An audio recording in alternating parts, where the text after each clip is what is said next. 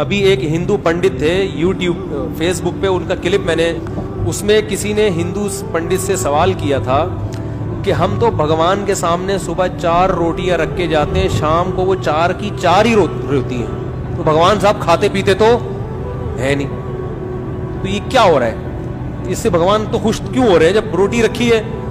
تو محترم نے جواب یہ دیا کہ میں اس وقت اس کا جواب دوں گا صرف ان لوگوں کو جو سائنس اور ٹیکنالوجی کے اسٹوڈنٹس ہیں۔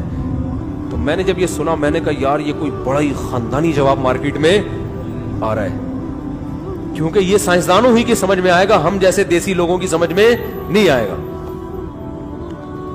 تو میں نے فوراً اس فیس بک کے اس کو نا میں نے کہا یار دیکھو یار کوئی نئی ریسرچ آئی ہے۔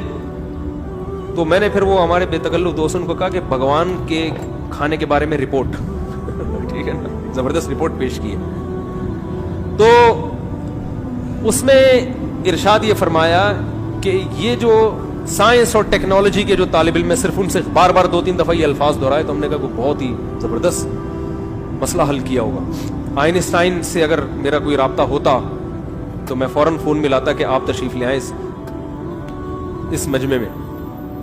انہوں نے فرمایا کہ دیکھو یہ جو پھول ہے اس کی ہم نے خوشبو سونگی، پھول میں کوئی کمی ہوئی نہیں ہوئی، یہ ویسے کا ویسے ہی۔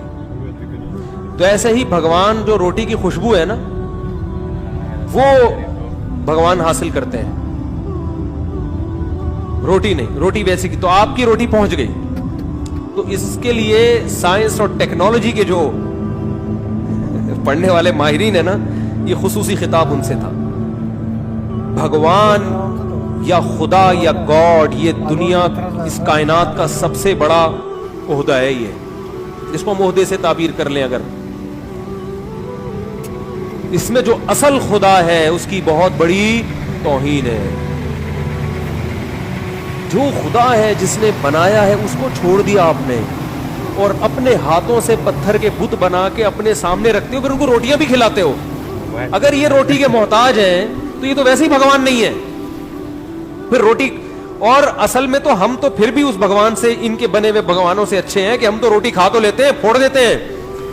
آپ کا جو پتھر کا بنا ہوا بھگوان ہے وہ تو اس روٹی کو بھی ہاتھ نہیں لگا سکتا۔ تو آپ کا جو بھگوان ہے وہ تو روٹی رکھی ہوئی ہے، تو وہ روٹی بھی دائیں سے بائیں، بولو بھائی ادھر توجہ، وہ روٹی بھی دائیں سے بائیں نہیں کر سکتا۔